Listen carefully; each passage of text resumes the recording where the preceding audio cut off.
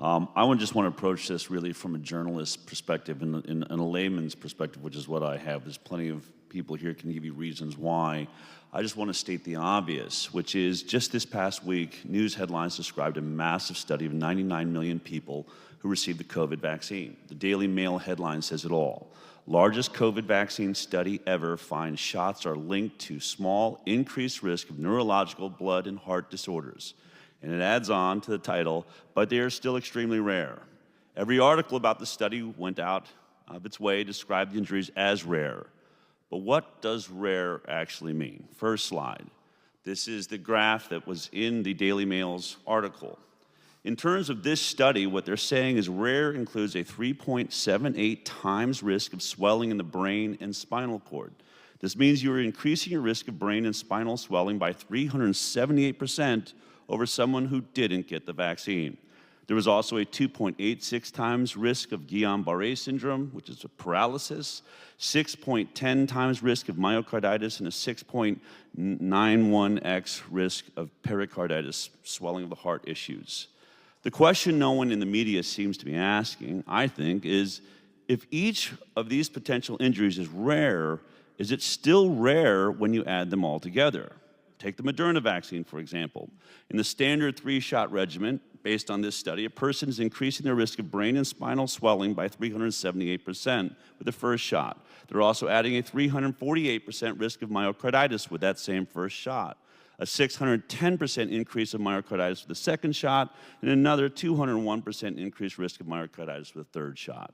And these are just the adverse events that were the focus of the study. We're talking about cancer and all sorts of other things that we should be looking at. When the CDC was creating the vSafe app to track the health outcomes of the first 10 million people who received the COVID vaccine, they had a list of adverse events of special interest. These were injuries that the CDC had reason to believe could be caused by the COVID vaccine. That list includes acute myocardial infarction, anaphylaxis, coagulopathy, death, Guillain-Barré syndrome, Kawasaki's disease, multisystem inflammatory disease, narcolepsy, seizures, convulsions, stroke, and transverse myelitis. Now let's just assume that all of these issues are rare, and since we know that the rare is currently being described, at least in this study, as anything between a 200% increase to a nearly 700% increased risk, then what is the actual risk when you add all these potential adverse outcomes together? Further still, how high is the risk when you multiply all of these risks by 5 doses of the COVID vaccine? Are we still in the ballpark of rare? Now imagine multiplying all of these known risks by 72 doses. Now you've just considered the amount of risk that every child is facing with the CDC recommended schedule. The CDC Childhood Schedule has been the focus of my nonprofit ICAN's work since the end of 2016 when it was founded. Through FOIA requests and lawsuits against our regulatory agencies, we've uncovered many inconvenient truths. Perhaps the most significant finding is that none of the 14 routine vaccines on the CDC recommended schedule, which are delivered in approximately 72 doses, was ever put through a long-term, double-blind, placebo-based safety trial prior to licensure. Since this type of trial is really the only way to establish that a pharmaceutical product is safe, it is misinformation to state that the vaccines are safe. We have skipped the study that would allow you to make that statement scientifically. Most people don't realize that there's a list of known side effects on the information sheet provided with every vaccine that is shipped. Here is just a partial list of printed adverse events for just one of the hepatitis B vaccines, Engerix-B.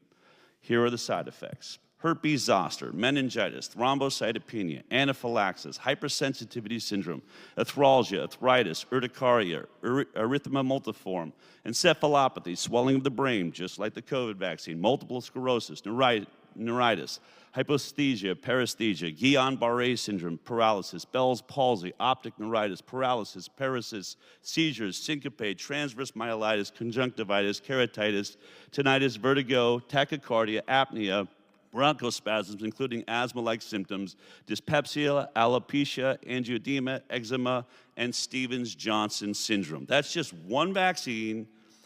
That vaccine manufacturer has all these side effects in the warning list because why? It is stipulated by the FDA that there is a reasonable belief that they are causally related to the vaccine. That's why they're there.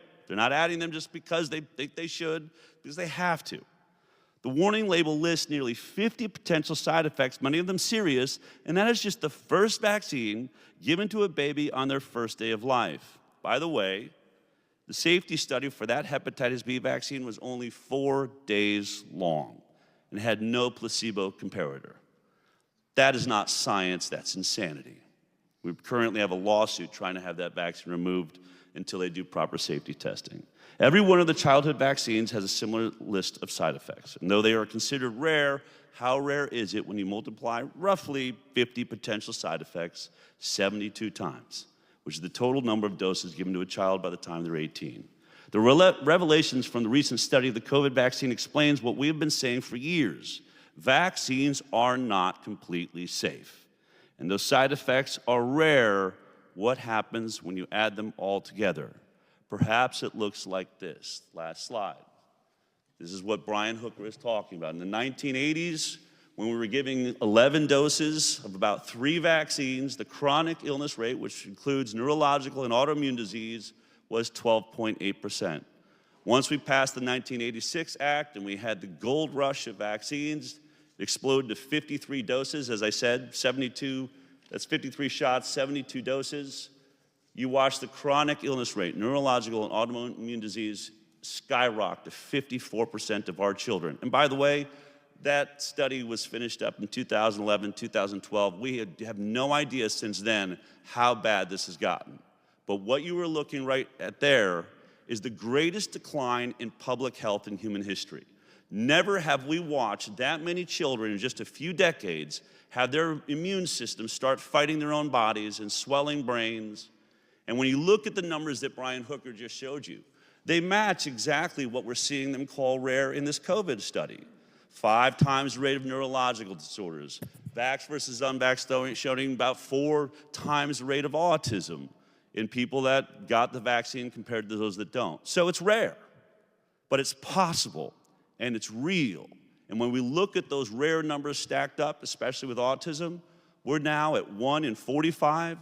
That's conservative. Many say 1 in 35 children is being diagnosed with autism, roughly 1 in 20 to 24 boys.